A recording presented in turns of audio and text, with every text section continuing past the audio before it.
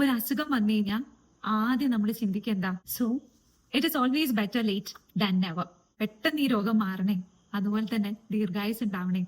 എന്നാൽ ഒരു രോഗം വരുന്നതിന് മുന്നേ നമുക്ക് ഈ മെഷേഴ്സ് ലൈഫിൽ കൊണ്ടുവന്നു കഴിഞ്ഞാൽ ഇത്ര നന്നായിരിക്കും അത്. ആയുർവേദത്തില് ഡെയിലി റെജിമെൻ അല്ലെങ്കിൽ ദിനചര്യ എന്ന കാര്യത്തെ കുറിച്ച് പറഞ്ഞിട്ടുള്ളത്. It is not late. നിങ്ങൾക്ക് ഇനിയും റിക്കവർ ചെയ്യാൻ പറ്റും. ഹായ്, നമ്മൾ മനുഷ്യന്മാർക്കൊരു പ്രത്യേകതയുണ്ട്. ഒരു അസുഖം വരുന്നത് വരെ ഹെൽത്തിനെ പറ്റി ചിന്തിക്കുകയില്ല. എന്നാൽ വന്നു കഴിഞ്ഞാൽ ഹെൽത്ത് മെയിൻറ്റെയിൻ ചെയ്യാൻ വേണ്ടിയിട്ട് സ്വരുക്കൂട്ടി വെച്ച എല്ലാ പൈസയും എടുത്ത് ആ രോഗത്തെ ചികിത്സിക്കാൻ വേണ്ടിയിട്ട് ഓടി നടക്കും. ഒരു പക്ഷേ വീഡിയോ കാണുന്ന പലരും ഇപ്പൊ നല്ല ആരോഗ്യവാന്മാരായിട്ട് തന്നെ ഇരിക്കുന്നത്. എന്നാൽ ചിലരെങ്കിലും കാണുമല്ലോ എന്തെങ്കിലും ഒരു രോഗാവസ്ഥയിലൂടെ കടന്നു പോകുന്നത്. അങ്ങനെ കടന്നു പോകുന്നവര് ഒരിക്കലെങ്കിലും ചിന്തിക്കാതിരിക്കില്ല, അയ്യോ ഇത് ഞാൻ കുറച്ച് മുന്നേ ചിന്തിച്ചിരുന്നെങ്കിൽ, കുറച്ചൊന്ന് ആരോഗ്യത്തെ കുറിച്ച് നന്നായി കോൺഷ്യസ് ആയി ഇരുന്നിരുന്നെങ്കിൽ എന്ന്, അല്ലെ? So it is always better late than never. ഇന്ന് തന്നെ നമ്മുടെ ഹെൽത്തിനെ മെയിൻറ്റെയിൻ ചെയ്യാൻ വേണ്ടിയിട്ടുള്ള ചെറിയ ചെറിയ മെഷേഴ്സ് നമ്മൾ എടുക്കുകയാണെങ്കിൽ definitely it is not late. നിങ്ങൾക്ക് ഇനിയും റിക്കവർ ചെയ്യാൻ പറ്റും. There are a group of diseases നമ്മൾ ജനറ്റിക്കലായിട്ട് ട്രാൻസ്ഫർ ചെയ്ത് വരുന്ന ഡിസീസ് എന്ന് വേണമെങ്കിൽ പറയാം. Say for example diabetes, hypertension, cholesterol, fatty liver, coeliac diseases, PCOD, അങ്ങനെ പല കാര്യങ്ങളും ഉണ്ട്.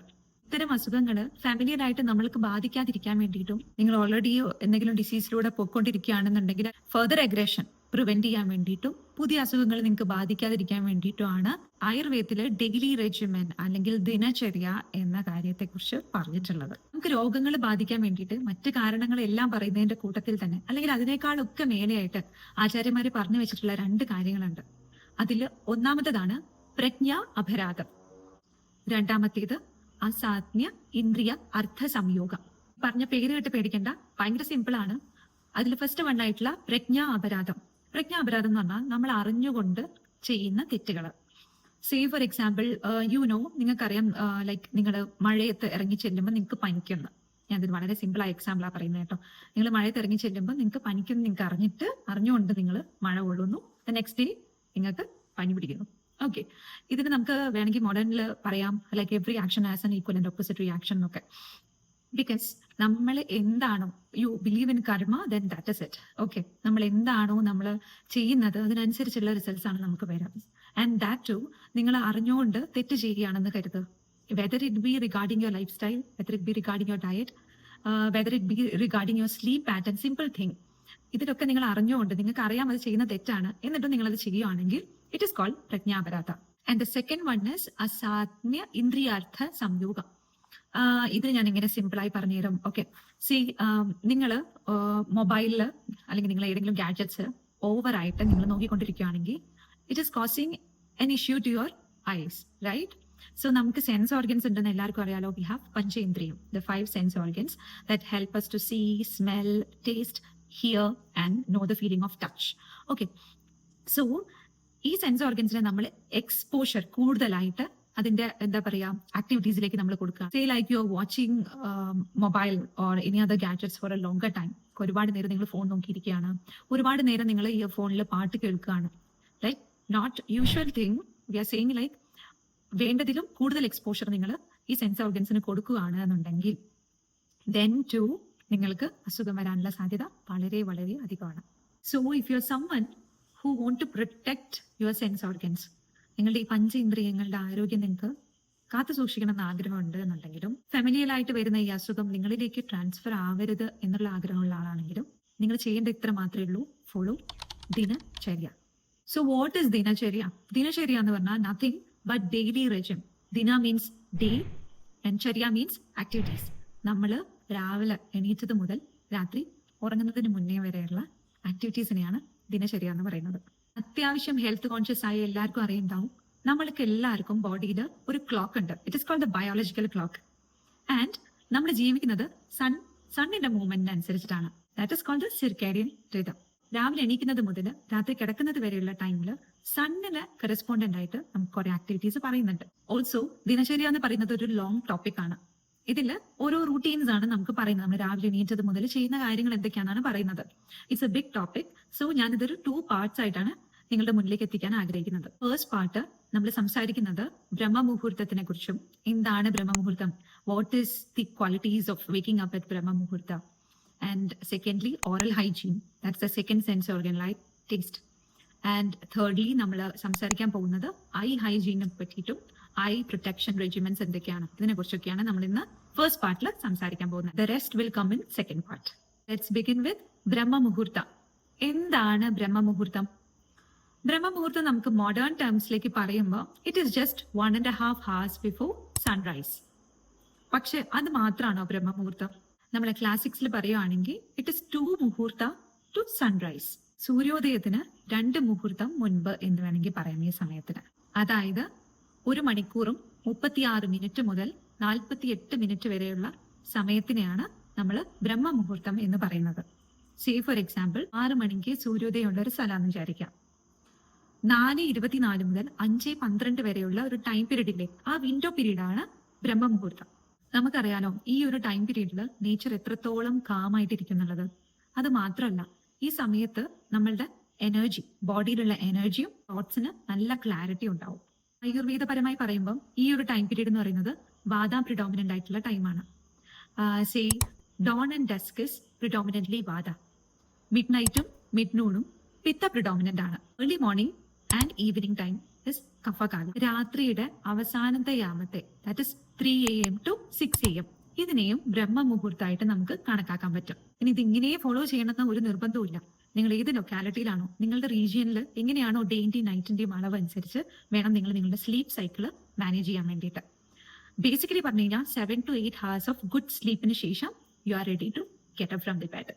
ഞാൻ പറഞ്ഞില്ലേ ഇതൊരു വാദകാലത്താണെന്ന്. അതുകൊണ്ട് തന്നെ ആ സമയത്ത് എണീറ്റ് നമ്മൾ എന്തെങ്കിലും ആക്ടിവിറ്റി ചെയ്യുകയാണെങ്കിൽ നമ്മുടെ ക്രിയേറ്റിവിറ്റി ലെവല് വളരെയധികം ഉയർന്നതായിരിക്കും. ആൻഡ് നോട്ട് ജസ്റ്റ് ദാറ്റ്, നിങ്ങളുടെ ഡൈജഷനും നിങ്ങളുടെ മെറ്റബോളിസം ഒക്കെ പ്രോപ്പർ ആയിട്ട് ഫങ്ഷൻ ചെയ്യാനും, പിന്നെ നമ്മുടെ എലിമിനേഷൻ പ്രൊസീജിയേഴ്സ്, നമ്മളെ ടോയ്ലറ്റ് നീഡ്സ് എല്ലാം കറക്റ്റ് ആയിട്ട് റെഗുലർ ആയിട്ട് വരാനും ഈ സമയം നമ്മളെ ഹെൽപ്പ് ചെയ്യുന്നുണ്ട്. ഈ 1 hour 48 minutesന്റെ വിൻഡോ പീരീഡിൽ നിങ്ങൾ എണീറ്റും. ഇനി എന്ത് ചെയ്യും? എണീച്ച സ്ഥിതിക്ക് കുറച്ച് റുട്ടീൻസ് നമ്മൾ ഫോളോ ചെയ്യാനുണ്ട്. അതിൽ ഫസ്റ്റ് തിങ് എന്താന്ന് വെച്ച് കഴിഞ്ഞാൽ ശരീരചിന്ത്യം നിവൃത്യ കൃതശൗച വിധിസ്ഥത. എന്താന്ന് പറഞ്ഞാൽ നിങ്ങൾ രാവിലെ എണീറ്റിട്ട് ആദ്യം നമ്മളെ ബോഡീനെ ഒന്ന് അനലൈസ് ചെയ്യുക. നിങ്ങൾ ഹെൽത്തി ആയിട്ടാണോ നിങ്ങൾക്ക് ഫീൽ ചെയ്യുന്നത്? നിങ്ങൾക്ക് മോർണിംഗ് സ്റ്റിഫ്നെസ് ഉണ്ടോ? ബോഡിയിൽ പെയിൻ ഉണ്ടോ? ഏക്സ് ഉണ്ടോ? നിങ്ങളെ ഡൈജഷൻ പ്രോപ്പർ ആയെന്ന് നിങ്ങൾക്ക് ഫീൽ ചെയ്യുന്നുണ്ടോ എന്ന് വെച്ച് കഴിഞ്ഞാൽ തലേന്ന് രാത്രി കഴിച്ച ഭക്ഷണത്തിന് എന്തെങ്കിലും ഒരു എവിഡൻസ് നമുക്ക് തോന്നുന്നുണ്ടോ? എന്തെങ്കിലും ബർപ്പിങ്ങോ ബെൽച്ചിങ്ങോ അങ്ങനെ എന്തെങ്കിലും ഫീലിംഗ് ഉണ്ടോ? Or are you feeling all good and fresh? ഇതാണ് നമ്മൾ ഫസ്റ്റ് റെക്കഗ്നൈസ് ചെയ്യേണ്ട കാര്യം. ഓക്കെ, നിങ്ങൾ അനലൈസ് ചെയ്തു, നിങ്ങൾക്ക് മനസ്സിലായി, you are all ready to move. So ഈ സമയത്ത് നിങ്ങൾക്ക് ചെയ്യാൻ പറ്റിയ ഒരു ബെസ്റ്റ് തിങ് എന്താണെന്ന് വെച്ച് കഴിഞ്ഞാൽ drink warm water and ghee. നിങ്ങളുടെ ഡൈജഷൻ പവർ നല്ലതാണ്. നിങ്ങൾക്ക് എന്ത് ഫുഡ് കഴിച്ചാലും നന്നായിട്ട് ദഹിക്കും. നിങ്ങൾക്ക് ഡൈജഷന്റെ ഇഷ്യൂസ് ഒന്നും ഇല്ലാത്ത ഒരാളാണെന്നുണ്ടെങ്കിൽ നിങ്ങൾക്ക് first thing best in the morning is 200 ml of warm water വിത്ത് ഗീ. നെയ്യ് 1 ടീസ്പൂണും 200 ml വെള്ളവും ചേർത്ത് കുടിക്കുക. ഇത് നിങ്ങളുടെ ഡൈജഷൻ ട്രാക്കിൽ അടിഞ്ഞുകൂടിയിരിക്കുന്ന ടോക്സിൻസിനെ എല്ലാം പെട്ടെന്ന് റിമൂവ് ചെയ്യാൻ വേണ്ടി സഹായിക്കാം. And warm water it will aid in better metabolism and also പെട്ടെന്ന് നമ്മളുടെ മലം എലിമിനേറ്റ് ചെയ്ത് പോകാൻ വേണ്ടിയിട്ടും ഇത് സഹായിക്കുന്നുണ്ട്. റെഗുലർ ആയിട്ട് ഒരു ടോയ്ലറ്റ് റൂട്ടീൻ ഇല്ലാത്തവർക്ക് ഇത് ട്രൈ ചെയ്ത് നോക്കാവുന്നതാണ് കേട്ടോ. കോൺസ്റ്റിപ്പേഷനോ അങ്ങനത്തെ ഗട്ട് ഇഷ്യൂസ് എന്തെങ്കിലും ഫേസ് ചെയ്യുന്നുണ്ടെങ്കിൽ നിങ്ങൾക്ക് ഇതുപോലെ തന്നെ ഗീയും വാം വാട്ടറും കഴിച്ച് നോക്കാം. Gradually, like not in day 1, പക്ഷെ ഗ്രാജുവലി നിങ്ങളുടെ ബവൽ ഹാബിറ്റ്സ് റെഗുലർ ആവുന്നതായിരിക്കും. ഇനി നിങ്ങൾ അസിഡിറ്റി അല്ലെങ്കിൽ എന്തെങ്കിലും രീതിയിലുള്ള ഗ്യാസ്ട്രൈറ്റിസ്, ഡൈജഷൻ ഇഷ്യൂസ് ഒക്കെ ഉള്ള ആൾക്കാരാണ്, പെട്ടെന്നൊന്നും ഫുഡ് ദഹിക്കുന്നില്ല എന്നുണ്ടെങ്കിൽ നിങ്ങൾ ഈ ഗീ രാവിലെ കഴിക്കുന്നതിന് പകരം നിങ്ങളുടെ ലഞ്ച് ടൈമിൽ ഭക്ഷണത്തിന്റെ കൂടെ കഴിക്കാൻ ശ്രദ്ധിക്കുക. ഈ പ്രാക്ടീസിനെയാണ് ഉഷ്ണോദക ഇൻ ബ്രഹ്മമുഹൂർത്ത എന്ന് ആയുർവേദത്തിൽ പറയുന്നത്. ബവലും യൂറിനും ഒക്കെ ക്ലിയർ ആക്കിയതിനു ശേഷം സെക്കൻഡ് ആയിട്ട് നമ്മൾ ചെയ്യേണ്ട കാര്യമാണ് ഓറൽ ഹൈജീൻ. അതായത് നമ്മളുടെ പല്ലുകളുടെയും പിന്നെ നമ്മളെ ടങ്ങിന്റെയും സംരക്ഷണം. അതെങ്ങനെയാ നോക്കാം. ആയുർവേദത്തില് അർക്കനിഗ്രോധ ഖതിര കരഞ്ചകുപാധികം എന്ന് തുടങ്ങി ഒരു ശ്ലോകം വരുന്നുണ്ട്. ഇത് നമ്മളെ ദന്തധാവനം അല്ലെങ്കിൽ നമ്മളെ പല്ല് തേക്കാൻ വേണ്ടിയിട്ട് എന്തൊക്കെ ഹെർബ്സ് ആണ് യൂസ് ചെയ്യേണ്ടതെന്നുള്ളതിനെ പറ്റിയിട്ടാണ് പറയുന്നത്. ഈവൻ ഇഫ് അതൊന്നും നമുക്കിപ്പോൾ അവൈലബിൾ ആവണമെന്നില്ല, നിങ്ങൾക്ക് ഈസി ആയിട്ട് വീട്ടിൽ ചെയ്യാൻ പറ്റിയൊരു കാര്യമാണ് ഉള്ളി കുറച്ച് വറുത്തിട്ട് പൊടിക്കുക. എന്നിട്ട് അത് വേണമെങ്കിൽ കുറച്ച് ഉപ്പും കൂടെ ചേർത്തതിന് ശേഷം പല്ലും ഗംസും മൈൽഡായിട്ട് നമുക്ക് ബ്രഷ് ചെയ്ത് കൊടുക്കാം.